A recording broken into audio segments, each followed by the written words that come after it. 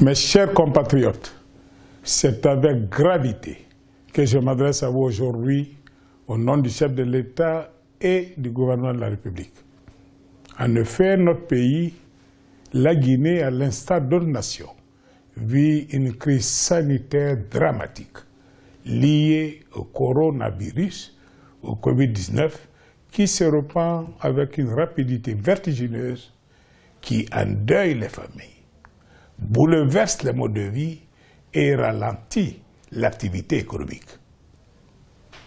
Selon les données de l'Organisation mondiale de la santé, à ce jour, ce sont 202 pays et territoires qui sont touchés, comptant plus d'1 million de cas de contamination dans le monde, avec plus de 60 000 décès. En Guinée, les services du ministère chargé de la Santé et l'Agence nationale de sécurité sanitaire dénombrent plus de 120 cas confirmés, dont 5 personnes guéries et plus de 3000 personnes ayant été en contact avec les cas confirmés. Mes chers compatriotes, les projections disponibles ne sont pas rassurantes non plus. La progression déjà inquiétante du virus pourrait être encore plus fulgurante. Les données disponibles prédisent que 20 à 60% de la population mondiale pourrait être contaminée et les pertes consécutives en vies humaines pourraient se compter en millions de victimes. Les projections pour l'Afrique, notre continent, dont les dispositifs, comme vous le savez, de santé publique sont déficients et où la solution de confinement présente une complexité de mise en œuvre, sont encore plus alarmantes. Le 23 mars dernier, dans son adresse solennelle à la Nation, Monsieur le Président de la République a instauré l'état d'urgence dans notre pays pour renforcer de manière plus efficace la lutte contre la propagation du Covid-19 en Guinée. Des mesures strictes ont été édictées. Les forces de défense et de sécurité ont été mobilisées et les administrations appelées à se réorganiser et à s'adapter à la situation d'urgence. Le gouvernement n'ignore rien des contraintes que la situation actuelle fait peser ainsi sur les droits et libertés. De même que nous mesurons l'impact social de la crise sanitaire pour nos populations, en particulier les plus démunis, ainsi que pour l'économie nationale avec les contraintes qui pèsent sur le secteur privé.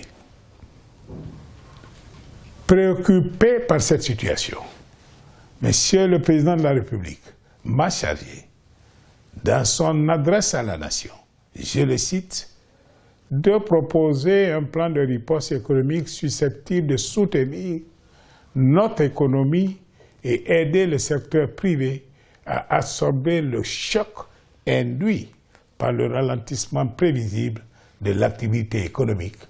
Fin de citation. Sur la base des orientations qu'il a données, le plan de riposte présenté au nom du gouvernement a ainsi été amendé et adopté. Le but de ma présente communication est donc de vous présenter les grandes lignes du plan de riposte.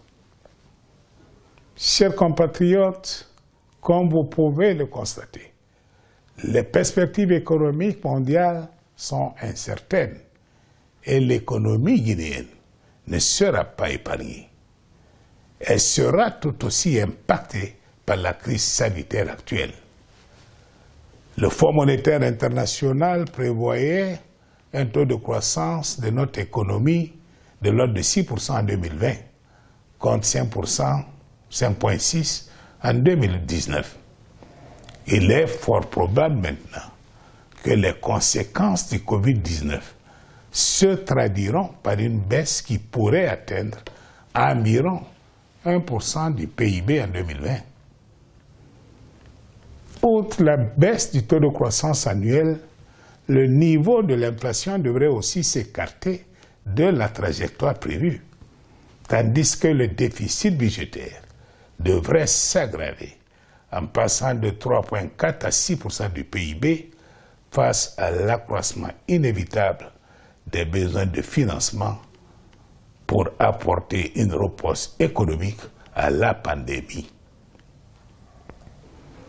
En plus du ralentissement général du système productif et la perte consécutive de recettes fiscales induite par la situation économique mondiale, il convient de relever la position particulière de notre pays du fait de sa dépendance aux importations et vis-à-vis du secteur minier. Par ailleurs, les restrictions internationales au mouvement de personnes placent nos secteurs du tourisme, de l'hôtellerie et de la restauration dans une situation de fragilité aiguë et inédite. Il apparaît clairement que la crise sanitaire actuelle aura de lourdes conséquences sur l'activité économique et sur le niveau de vie des populations. Mes chers compatriotes, il est dans la vie de l'histoire des nations des moments qui interpellent les gouvernants face à leur responsabilité de réduire les incertitudes et produire l'universel. C'est tout le sens des directives de M. le Président de la République, qui a instruit au gouvernement que j'ai l'honneur de diriger, de prendre toutes les dispositions qui s'imposent pour atténuer les effets de la pandémie du Covid-19. Je dois avouer que nous avons pris du recul sur la base de l'expérience acquise il y a quelques années dans la gestion de l'épidémie à virus Ebola afin d'apporter une réponse coordonnée et appropriée à la situation actuelle. À cet égard, une certaine prudence s'imposait à nous.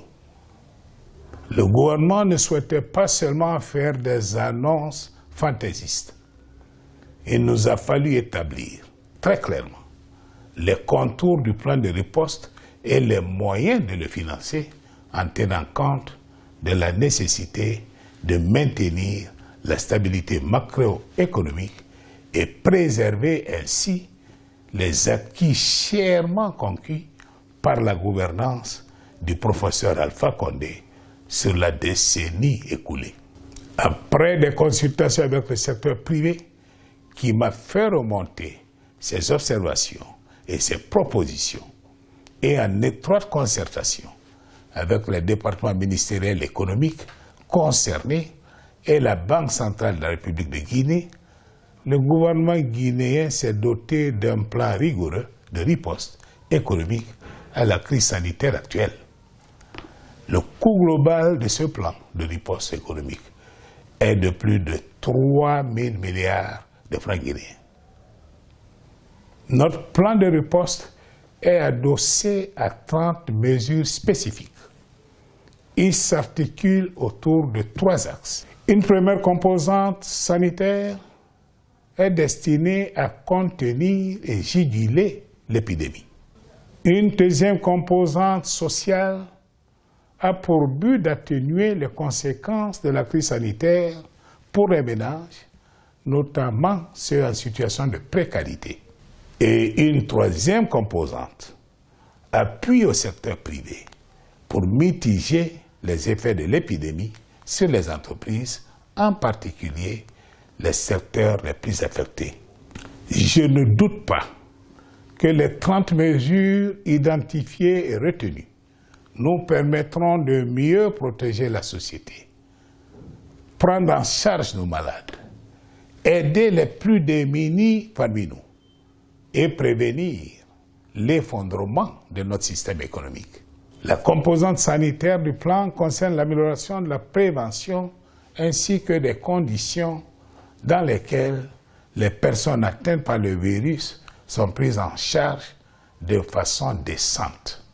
À ce titre, pour un coût de 1 125 milliards de nos francs, la composante sanitaire du plan de riposte économique vise les objectifs suivants.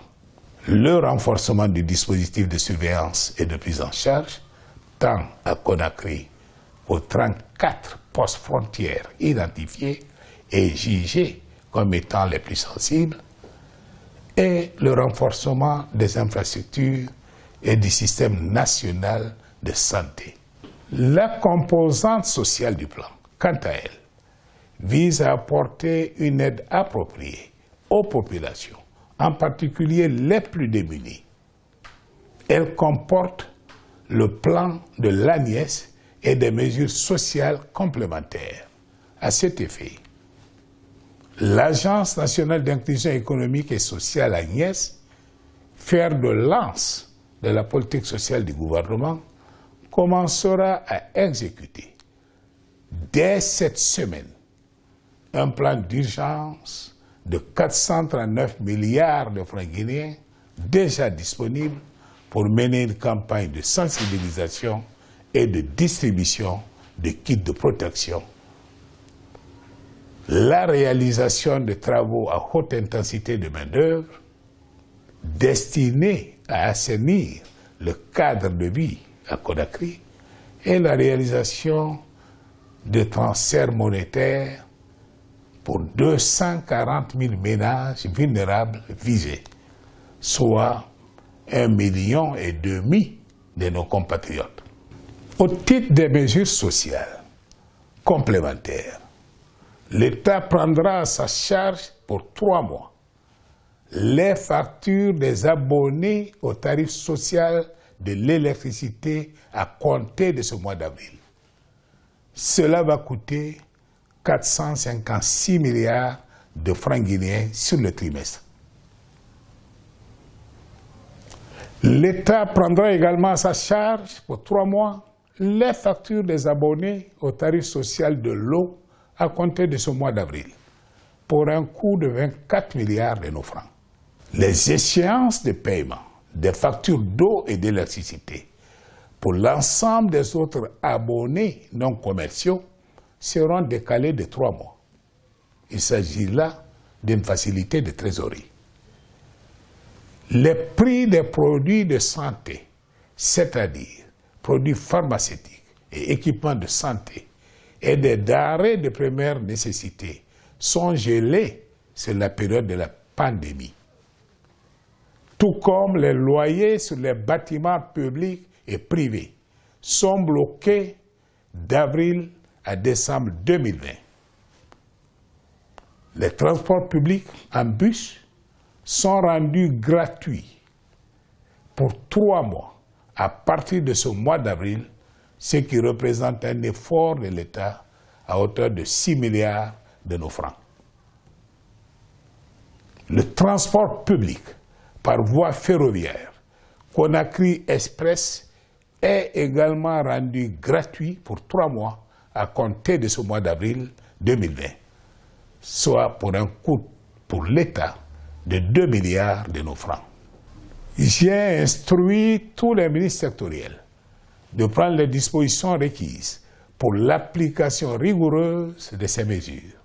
La composante appui au secteur privé consistera en un appui significatif au secteur privé, en particulier les secteurs les plus affectés que sont le tourisme, l'hôtellerie et l'artisanat.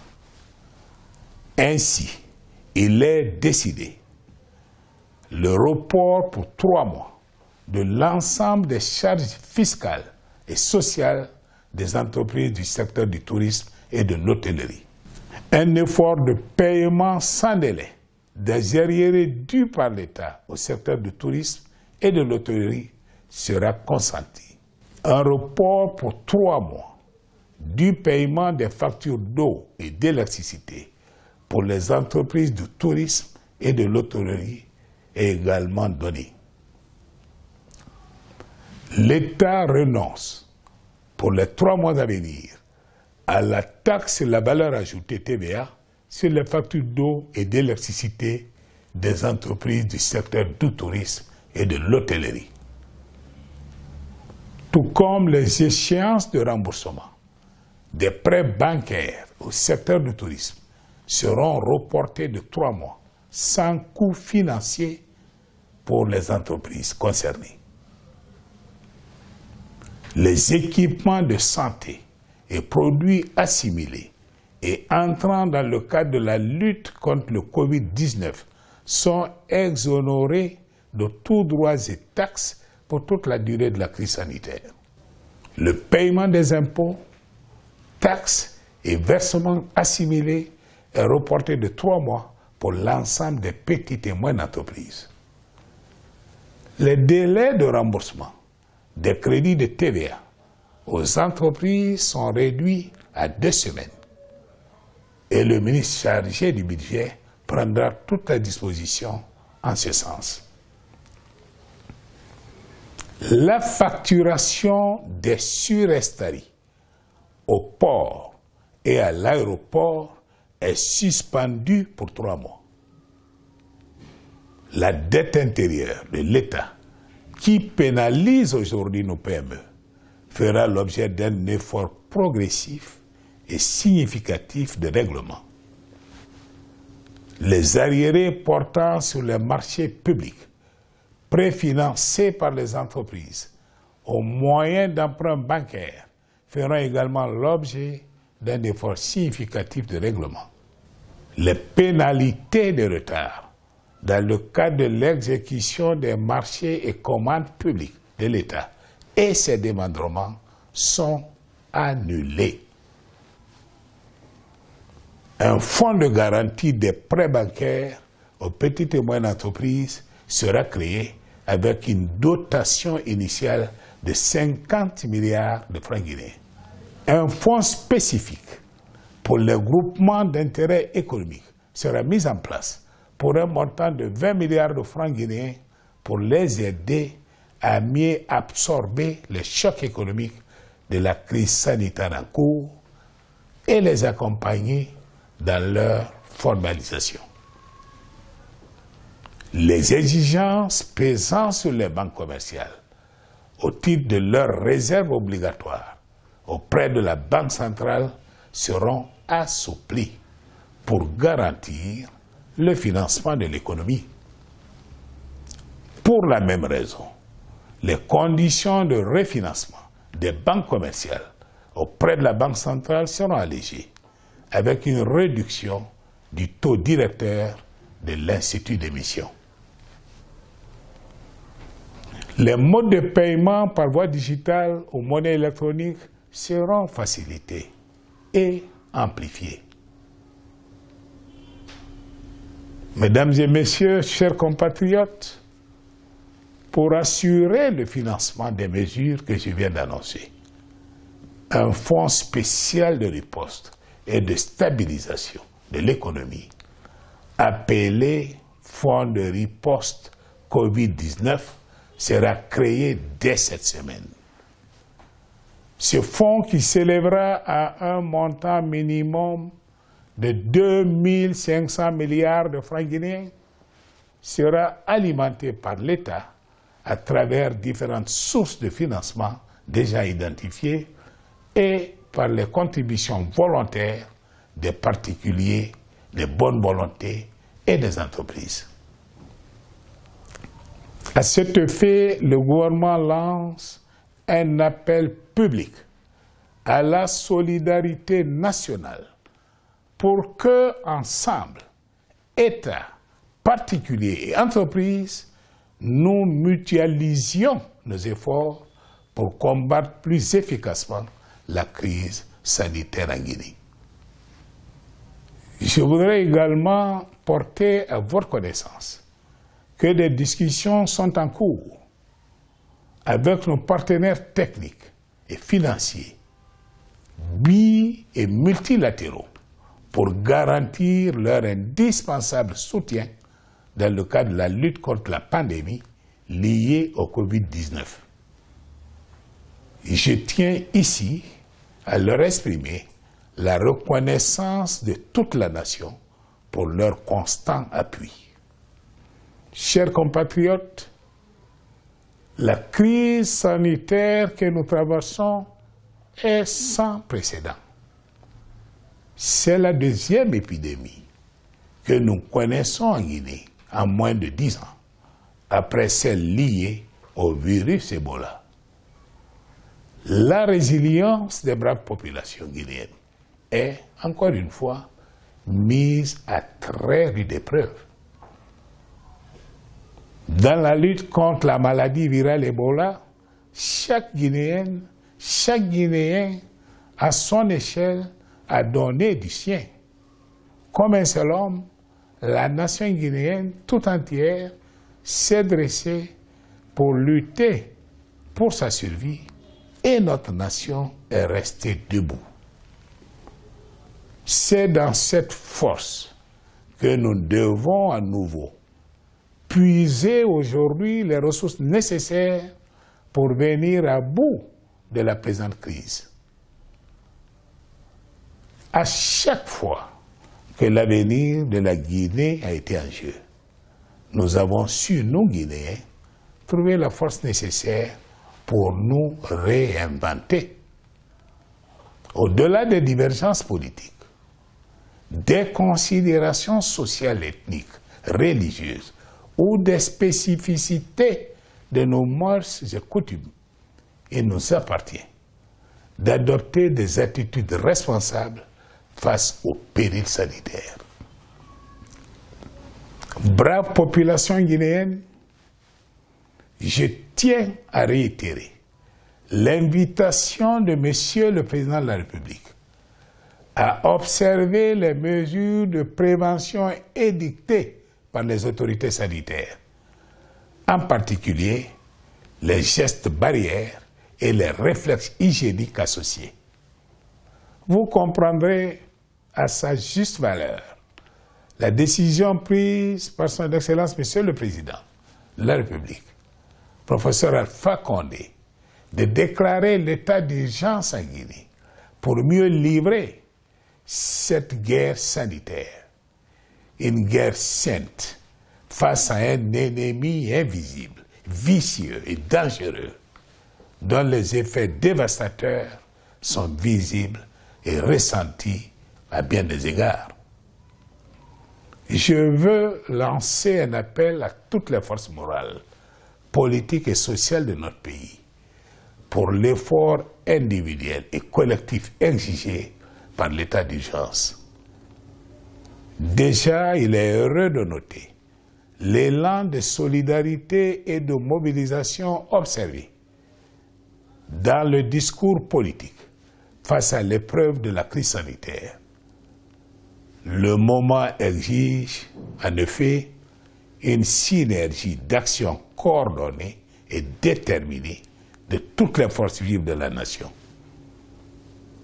Nous devons cela aux plus vulnérables de notre société, notamment les femmes, en raison même du rôle qui leur revient dans l'équilibre familial et sociétal.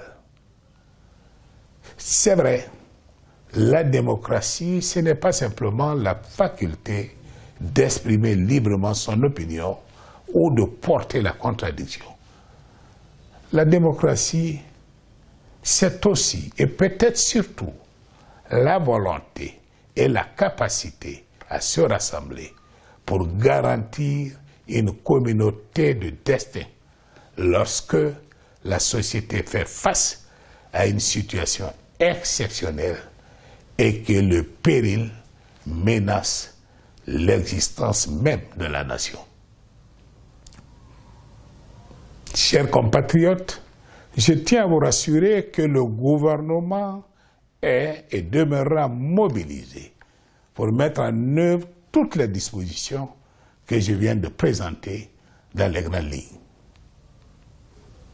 Au nom du président de la République, le gouvernement, par ma voix, prend devant vous l'engagement solennel de mener ce combat avec toute la détermination requise. Je voudrais, pour terminer, féliciter, remercier et encourager les professionnels de santé notamment les personnels soignants, qui, malgré la faiblesse des moyens à leur disposition, assurent efficacement la prise en charge des malades, parfois au péril de leur vie. La nation tout entière leur doit une reconnaissance infinie. Pour lutter contre le Covid-19, apporter une aide aux plus démunis et soutenir nos entreprises, vous pouvez compter sur nous. Je vous remercie.